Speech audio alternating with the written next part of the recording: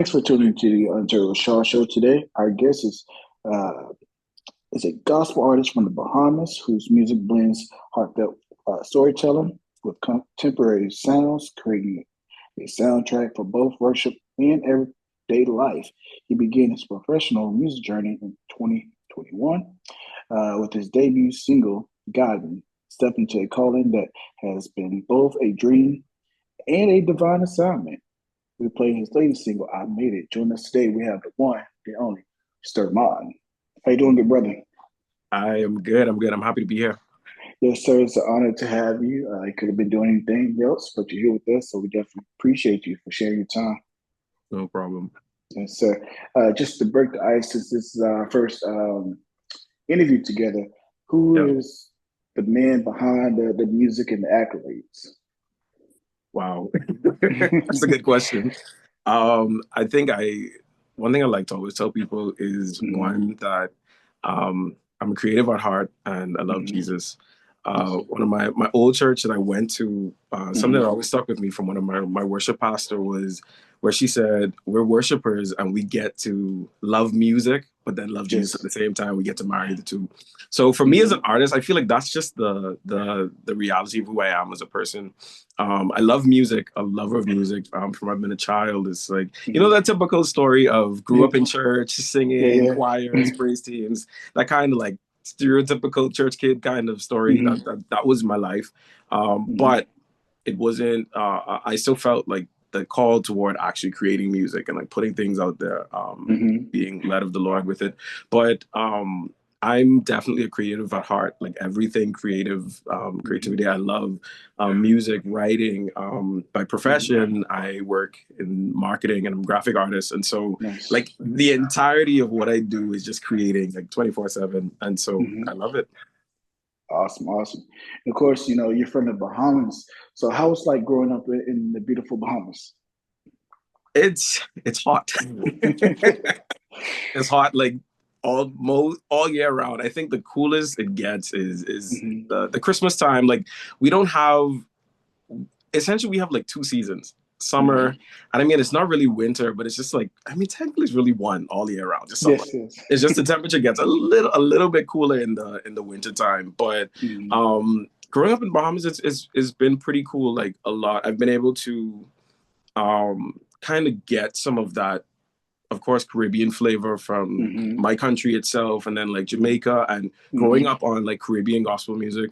But then, of course, because of where the Bahamas is positioned, like we're like right there, right next to the U.S. So a lot of our musical influences have been from the U.S. And Hmm. so it's like, of course, all the TV that we watch, all of our networks are American Hmm. television. So Yes. is I feel like I have a unique perspective on music because of it.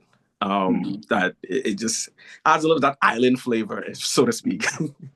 Yes. One of the things I've noticed when it comes to Caribbean gospel versus, I guess, United States gospel, however you want to label it, the people, I don't know if I should say this, I might get in trouble. The people, they tend to, I guess, dive into worship a little deeper. Hmm. Like I have a friend, she's from St. Martin, and their services they can go for hours upon hours, Yeah. and never get tired. Over here, you might get 2 hours max, Hmm. but over there they're more into it. So that's one of the biggest things I noticed, like when it comes to Caribbean gospel or versus, like I guess, quote unquote, the traditional American gospel type of thing. Yeah. Um, so you gotta ask, like, of course, being an artist, being a songwriter, being a graphic designer, and all these different things that you do. Where do you find the confidence to even do it professionally? Because you gotta have that confidence, to to put things out, because Yeah. it represents you, Yeah. Yeah. Mhm. I think the biggest thing when it comes to confidence is, especially within this arena of doing gospel music, it has been like really, really, really feeling like this is a call of God. I feel like when you're doing secular music, of course, you rely heavily on self. Like it's all self-motivated, whether I feel like I can sing or I have the best voice or Yes. I have the best pen, like my writing style. But I think for us as believers and in gospel music, it's really like with me being affirmed and assured of my identity in Christ, like that leads me to believe that, I can do this, because the reality of it is we're all human beings. And so it's easy to fall into the trap of being like, I'm afraid to launch out and do this. And it's like, what if people don't like the music? And what if I put this out and whatever? But I always like tell people, like, if you feel that truly God spoke to you and God said, like, this is for you to do, then all of those what ifs really don't matter, because the biggest thing is I want to be obedient to God. Like, if I felt led that like this is burning desire in my heart that I have to do this, then you have to do it. And so I think that's really what's been the thing that makes me, if I had to say, confident in what I do. Not to mean that I'm not sometimes like nervous with stuff. Like, there's a lot of things that I do, especially like stepping into new spaces, new platforms. It's nerve-wracking because at the end of the day, you're still human. And it's like, when God opens doors and you get in certain spaces, it's like, it can seem overwhelming, but then I'm still reminded that at the end of the day, I have Holy Spirit. And so the reality of it is I can do, like the word says, I can do all things through Christ who gives me the strength. And I think that's really, really where, for me, I would say confidence comes from, just being assured that, he got my back. Yes, sir. Yes, sir. And of course, my discovery of your ministry was through YouTube when I heard your debut single, Guide Me. So can you share the story behind that particular song? So Guide Me was the very, very, very first song that I ever wrote. Well, not that I wrote, but I released when I first started music. And the song is just, it took me on a journey of figuring out, okay, God, I know what you've spoken. I know what you've said concerning my life. And it's like, sometimes like God would give a word, but then there's still like missing links and pieces where it's like, God, I need you to give direction, but I know I want to follow what you say. But at the end of the day, I still like, God, I need you to guide me. So in the song, it talks about, guide me, O Lord, and speak to my heart, for your word is a lamp, your word is a light. I need you, God, referencing the scripture that talks about his word being a light and a lamp to our feet and all that sort of stuff. But I think the biggest thing, the inspiration was just that, I don't know if it was, I mean, I'm guessing, because I know with God, everything is strategic, but that was the onset of how I started this whole thing, if you were to say, music career, with saying that God is, because the song was essentially a prayer, like, God, I need you. And the vamp says, when you speak, I will listen. When you speak, I will move. Oh Lord, there's nothing I'd rather do. And it's just a song of obedience and submission through, like I talked about earlier. That's where the confidence comes in, because like once you're in alignment with the will of God, then it's like zero and being able to know what's next, where to go, and all that sort of stuff. So for me, the song was really a prayer as to, God, I need your help, I need your guidance as I'm embarking on something new, because this is something that I wanted to do, didn't necessarily know how to do it, and like I didn't necessarily have a blueprint, and it's just like, I'm launching out into the deep, and so God, I need you to guide me. And so that's really where the song came from, was just really just a prayer of, God, I need your guidance and I need your help. And when you're creating new music, are you pulling only from the Bible? Are you pulling from your life experiences or a conversation you had with a family member or a friend? Like, what's the driving force like when you're creating? So it's a mixture of the two. I think, again, like this is what separates us from secular music, is that our music is influenced by the word of God. And so I try to make sure with everything that I write, even if it's because of course you can write songs on life experiences and things that you've encountered, but I think as best as you can, there are certain songs where if you're testifying, you're just testifying. But I do think with every song, there should be a point where you just point people back to Jesus and you point them back to God, rather than it being, because I never wanted to be where the song is just solely about me. But it's like, even through my own life experience, how can I lead people back to Christ at the end of the day and see that if I was able to come through it or make it through it with God's help, then, you can do the same thing. So when I write, even if I'm writing from personal experience, then I still want to make sure that the way that I write this, it still aligns with what God would be pleased with through what the word says. And then, of course, if it's more of a worship song, then, of course, strictly that's Bible, because you want to make sure like what you sing is correct. Because, of course, like we have some songs that we sing for worship and stuff. And if you like really sit down and listen to this, like, Yeah, That's not it's not. really biblical. I mean, like It's not in it's there. Yeah. exactly like it sounds good. I mean, Yes. it has a nice melody, but it's not Mm-hmm. biblical. So, and I think it's Mm-hmm. important because you just never know what God can do. Like there was this video that I saw, and somebody said it just takes one moment, Mm-hmm. one door God has to open, and then things just go. And so I'm like, if I'm gonna write songs and these become anthems and things that people Mm-hmm. incorporate in their life, I want them to like declare truth. And Mm-hmm. I feel like music has that ability for you to you're subconsciously making declarations without even realizing it. And I think Mm-hmm. that's what, because you even notice, like, with secular music, like, certain, if you listen to certain songs, it evoke certain feelings and emotions. So I feel like as Mm-hmm. gospel and Christian artists, like, we have to think with that in mind that what you write and what you create, like, it's going to evoke some sort of feeling. Mm-hmm. And how would you describe the Stermon signature sound? Because you have a very unique voice. So Yeah. how would you describe your sound? My sound is definitely I lean more to contemporary music, contemporary Mm-hmm. Christian music. So now I love now I grew up in like with choir music. Mm-hmm. I at my university here in the Bahamas, I was a part of the choir and we did a lot of Nice. like classical singing and all that sort of Mm-hmm. stuff. So I grew an appreciation for all of that. So I think Mm-hmm. for me, with it being contemporary, I still try to find ways to incorporate like the different sounds of whether it's Mm-hmm. gospel influences with the harmonies, and different things like that. But it's almost like when you have those songs, it's just like easy listening. You could put it on and just like Mm-hmm. relax, and that's kind of what my style is. Like I want it to be because my vision for myself as an artist has always been I want to create music that fills the gap, and that gap Mm-hmm. being between when you leave church on a Sunday afternoon and you come back the next week, you have music like life music to just listen to. Like essentially, Mm-hmm. like one of my biggest inspirations in that would be Jonathan McReynolds. Like Yes. his Incredible. music is life music. It's not just Yes. there are certain artists who we know they write strictly for Sunday morning. They write Yes. worship, praise songs, but Mm-hmm. then there are those Christian artists who write the songs that's in between. That's for Yes. life, and you need it in the Mm-hmm. morning when you get up. They could put this on to encourage you, and Mm-hmm. so that's really the sound that I follow. Mm-hmm. And in this next segment, we're gonna dig deeper into the person behind the music. So, Mhm. of course, if you don't want to answer a question, just say pass. Okay. Okay, okay. So, in your own words, how do you believe you have grown as an individual, two, as an artist over the last, I'll say, 4 years?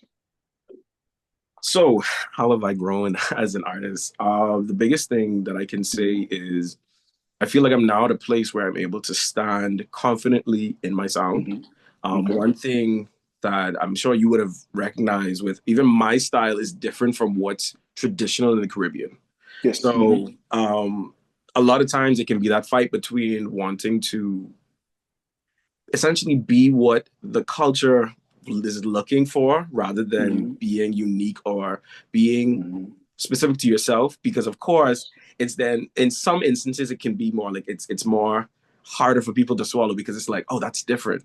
Yeah. Yeah. And I've had to I think the growth came in with me being okay with being different and the sound Yes. being different and not and Hmm. understanding that each sound has, if I had to say, like it has a responsibility and it has something that's going to accomplish. Hmm. Like there's I feel like if, for example, if you're in a if you're grieving, you don't necessarily want to have something screaming loud in your No. ear. No. Like No. No. exactly, you need something that suits the moment. And Yes. so for me, I've my growth process has been me becoming, like you asked about confidence, Hmm. growing and becoming confident in the fact that I am confident in my sound and what God has given to Hmm. me, and it's not necessarily trying to mimic somebody else or trying to Hmm. say, well, maybe I should veer into this because that's what's popular or that's what's the in Hmm. thing. But no, it's like if that's what God gave me, then that's what I'm gonna do. So I Hmm. think that's the biggest thing I can say. Like my growth journey has been over the past 4 years. Like I've seen myself like, nope, I know exactly how I want this to sound and what I want to Yeah. create and how this is gonna sound. So yeah. Hmm. And I have another one for you. Um, looking back to where, I'm sorry, looking back to when you first got into music professionally, and I guess fast forward to now, is the industry what you thought it was going to That is no, be? it's definitely not what I thought it was. Um, I think the biggest thing that I've come to learn in actually being a part of the gospel music industry here in the Bahamas is that Mm-hmm. you're you're dealing with people. Mm-hmm. And I think from being on the outside looking in, you look at the fact of, oh, these are people, I love their music. And it's Mm-hmm. almost like, in a sense, I think sometimes we start to fall into the category where we start to like idolize these people, Yes. forgetting Mm-hmm. that they are human just like we are. And Indeed. so now I think the biggest thing that I came to learn was now coming and seeing the back end is like Mm-hmm. actually getting to meet some of the people. And Yes. it's, in some instances, it's kind of been sad because there, I know that the saying of you don't want to meet, don't meet your heroes. Yeah. Yeah. And it's kind of been some of those experiences. And Mm-hmm. it hasn't all been bad, because there have been people that I've met on the back end and Mm-hmm. gotten to know, and they're like amazing. What you see on the stage is what you get off stage. But then, of Mm-hmm. course, there are people who are the complete opposite, and it's like, Yes. whoa, I would have never considered or thought like they Mm-hmm. would be like this. And I remember there was this year when the very first time that I was nominated for a Bahamas Gospel Music Award, Mm-hmm. and there was an artist, an older artist here in the country, Mm-hmm. who went online and was kind of like making these subliminal posts saying that, Mm-hmm. you know, there are these younger artists who are coming up and they're just getting recognition because of connections and who they know and all these sorts of stuff. And it was like, at the time, of course, everybody knew who it was talking about because there was a news clip that had just went live with me on one of our local news stations, and there was a segment that was done on me, and that year, me being the first time, and all of the nominations that I got, and the whole experience showed me that, like, my expectation was that I would have figured, you're somebody who's gone before me. I expected for you to Yes. be like, come on, let me extend my hand to help Yeah. you. And even Mentorship. so, Yeah. it's like, right. And it's like, Mm-hmm. even if you didn't necessarily get that experience when things were happening for you and you may not have been celebrated, but at least to say like, well, now I can see that it's happening for others and I'm excited about that. Mm-hmm. But that wasn't what I was met. And so then you Wow. asking, that's why when you first asked the question, I'm like, whoa, that's a loaded question. Because getting to see behind the scenes, it can be like, Yeah. God, the prayer is, God, protect my heart, that Mm-hmm. I can see, but not harbor offense, or not harbor, Mm-hmm. like, I start to become judgmental because of what I Mm-hmm. see, knowing these Yes. people off stage, because I never want to Mm-hmm. tarnish people's views of others because I've Mm-hmm. seen something that they may not have seen. But, you know, Mm-hmm. that's between them and God. So Yeah. I'm Yeah. not here Yeah. to be For sure. judged and over Yeah. people. Yeah. You're right. Because I, met some people over the years who are like, "Ooh, yeah, that's not how they thought they was going to act," or because you see people, on stages, worshiping God, and of Exactly. course they get off stage and don't even speak to the people that just spent $40, $50 to see Right. them. They just go straight to the dressing room or straight to the car sometimes, and Mm-hmm. leave. So they're there as well. So it's I guess the only thing we could do for those type artists or people, just pray for them. I guess Yeah. that's the best thing we could do for Yeah. them. The next one I have for you: what is the main message you want to convey with your music? That's a good question, because that's actually something I've been asking myself. And like, when you talked about even my sound, like, I think it was connected Mm-hmm. to that. And I Mm-hmm. started considering, I think the biggest thing is I want to always convey hope. Mm-hmm. I think that's the biggest message. Like, there's hope, there's joy, there's restoration, all of those things, because a lot of times we focus so much on the troubles, the pain, but Mm-hmm. I think it's important that because the world glorifies struggle and all these sorts of stuff, but I think it's important that understanding that in Christ, like, there's more. Like the word, like Jesus said, I've come that you may have life and have it more abundantly. And so for me, I naturally, I'm a person who likes to see life Yes. glass half full as opposed to glass half empty. Yes. And so I try to let that reflect in my music, because I'm like, it's a lot, and there's enough Mm-hmm. darkness and wrong that's happening in the world, and I think it's important, and I've taken it on as kind of like my mandate to be a part of that change, to add Mm-hmm. joy and hope and uplifting people through our music. And so, like, if you listen through my catalog so far, most of it, you would notice, like, that's the common theme and the common Mm-hmm. trend. Like, everything's about uplifting and joy Mm-hmm. and the peace of God and all these sorts of stuff. And then the other part of it is, as time goes on, I see like I want to get more into the space of social justice as well, Yes. because I think there's a place where the church has a part to play in what's happening in society, and not just what happens within the four walls of the church. And so for me, like there was a song that I wrote called "When Will It End," and it spoke to essentially gun violence, and because that's rampant here in our country, unfortunately, and it's almost become this norm where you expect to hear on the news daily, like someone was shot last night or someone was stabbed, and it's like the question that came was like, when will it end? And so that's a part of like what I want to do when I talk about the whole social justice thing, to get people to really consider and to think like, yo, like we have to be better as a people. So I think that's the main thing, just uplifting people overall. Now we're about to dig a little deeper, okay? Mm-hmm. So, in your opinion, what has been the biggest obstacle in your life where you really had to exercise your faith in God? I think the biggest thing at this point is, I would say, what considering being an independent artist and being self-funded has been the fact of like, okay, God, I know what you said and I know what I feel like next, but it's like the more and more I dig and the more and more that I look, I see everybody saying dollars, dollars, dollars. Like, if you want to be successful in this music industry, you have to spend this, you have to do that, and you have to do this. And so for me, there were times when I started to waver, and I'm like, God, I don't know. I don't know if this is really how is this going to happen? How is this going to work? Self-funded, and how is all of this going to happen? And I think the obstacle really in this has been remembering that, like, if God said it, like his promises are yes and amen. And so at the end of the day, if he said it, then I can like expect to see that, whether it's tomorrow or whether it's 10 years from now, like whatever it is that the promises of God is to me, like I can expect to see that. And I think that it's really been not allowing the enemy to bring in places of doubt, because it's like sometimes you would do something, you put out something, and it's like you're expecting a certain reaction, you're expecting a certain reception, and you may not necessarily see that up front, and it's like, but God, you told me to do this.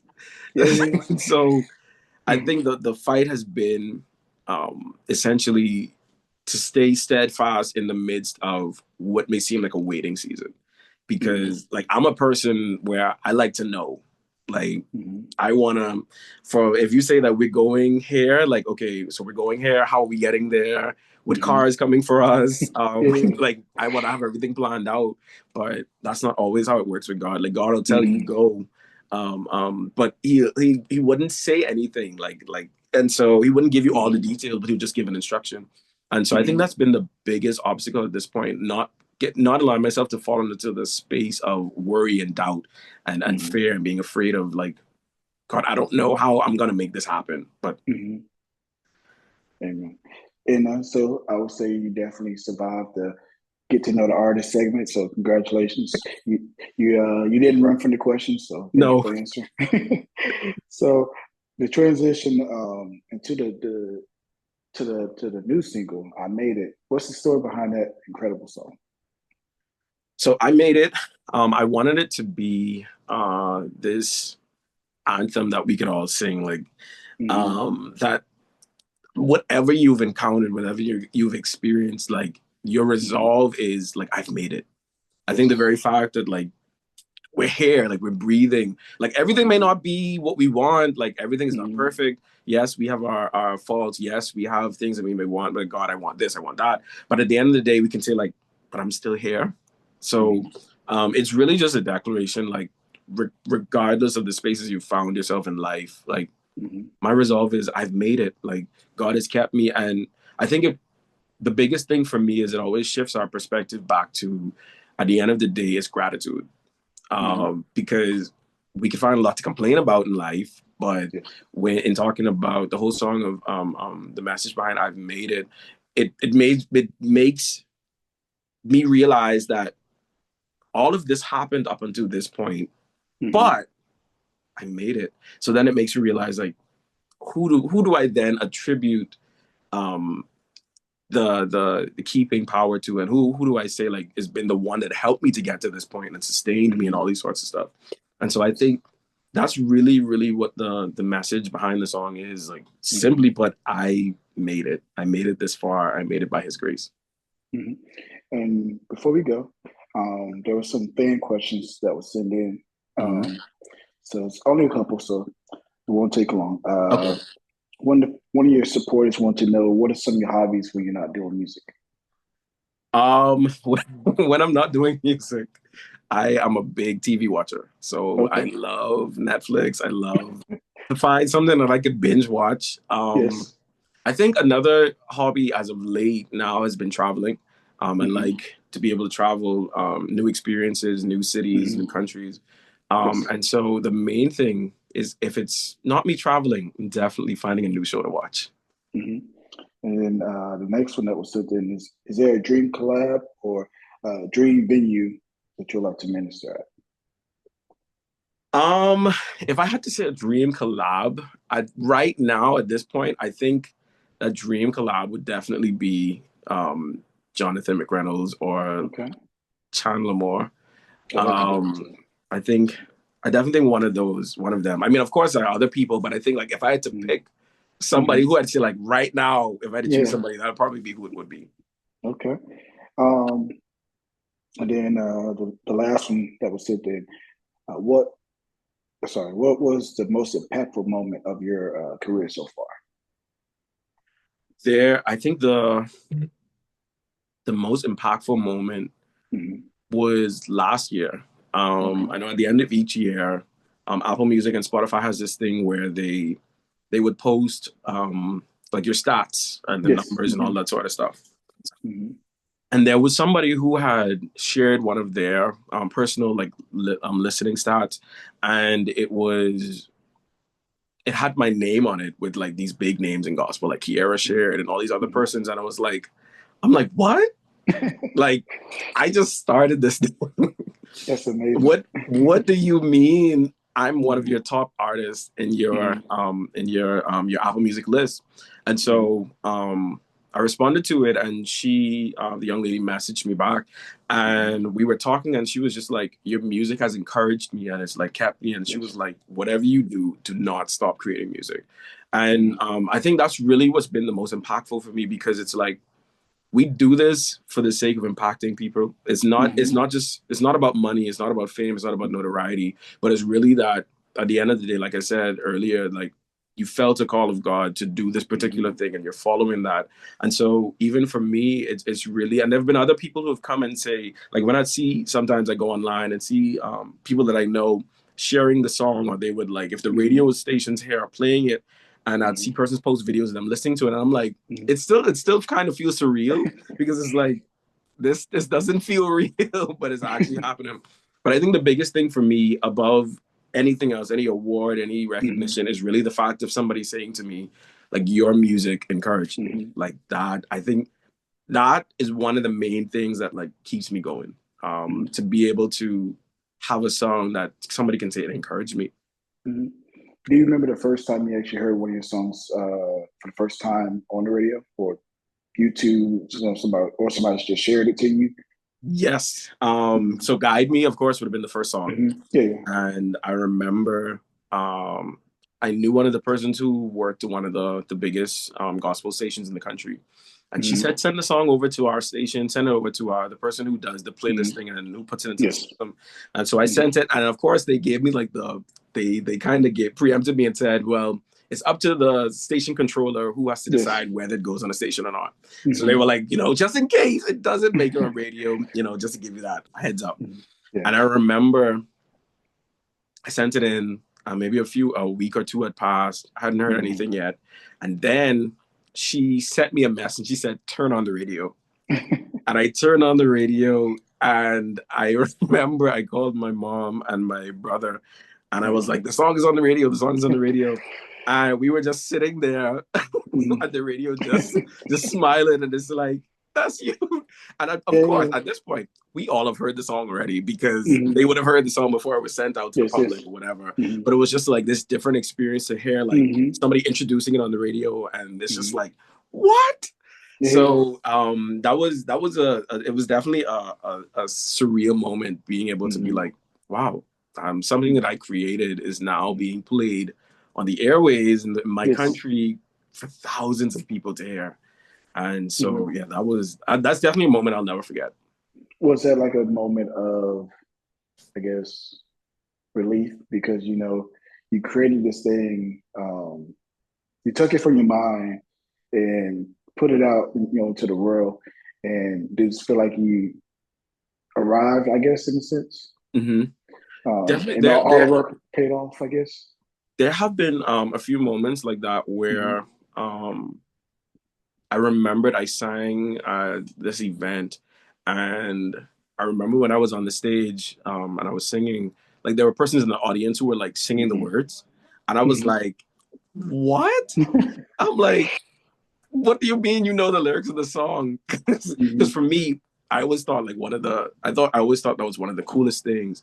Hmm. When you go to a concert and you're like an artist is on stage and like the stadium of the audience, everybody's just singing the lyrics together. Hmm. And I think for me, that was one of those like, wow, okay, so maybe I'm making some sense. Maybe this is not all in vain. Like I'm doing something right. Hmm. And that happened a few times. And I sang at the Red Cross Fair here one time. And Hmm. when I got off stage, my manager was telling me, because I don't focus like on people's faces and stuff when I'm singing. It's just like, just Yeah. do my thing or whatever. It's kind of like the same thing with praise and worship. You don't Yes. let people in Yes. their faces. Hmm. And when I got off stage, he was like, no, there were people in the audience who were like singing the song like verbatim. And I was like, That's what? amazing. Yeah. And then I got off stage and there was like these two kids who came up and was like, can I take a picture? And I was like, okay. Because that was the first time that had ever happened to me. And I was like, what? And That's their amazing. aunt came to me and she was like, no, Hmm. they're like your biggest fans. And I'm like, wow. It's crazy. It's really crazy.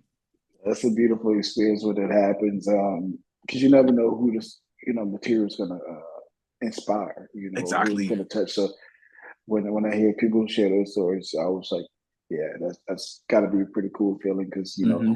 even if you can reach one person, that's a Just yeah, one person. yeah, it's amazing. And of course, we're about to wrap up, but how can the listeners, let me back up. How can the promoters that's listening book Mhm. you, one, and how can the listeners follow you on social media as well? Okay, so for bookings, they can Hmm. send all information to let I want to make sure that I'm giving the email correctly. Um, so let me start with my social handles. It's Stermon Okay. Hmm. Stermon. Hmm. On all social media, you can find me as if not Stermon R, you can find me at Stermon Stermon Hmm. on all social media: Facebook, Instagram, TikTok, all those places. Um, and for bookings, it would be Remnant. One second. No problem.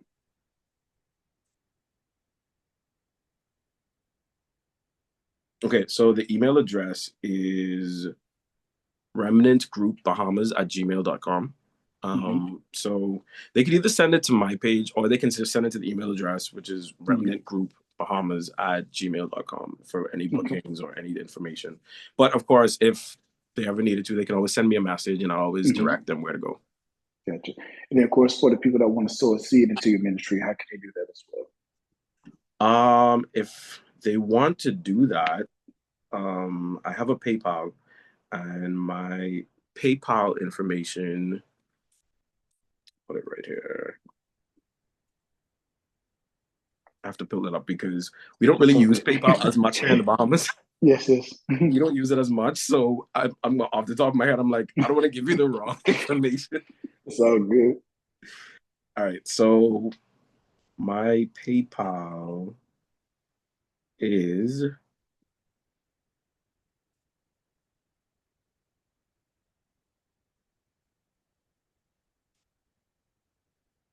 same thing at Stermon R. Okay. It's the same Awesome. thing. Awesome. So Awesome. Awesome. once they type that in on PayPal, my information Mhm. would come up. Okay. And guys, make sure you go so into our good brother. He's doing some amazing things. Of course, you'd be sowing to good ground and a great artist and a great person. So keep it locked here on the ReShard Show. Coming up, we have our good brothers Stermon's latest single, I Made It, right here on the ReShard Show.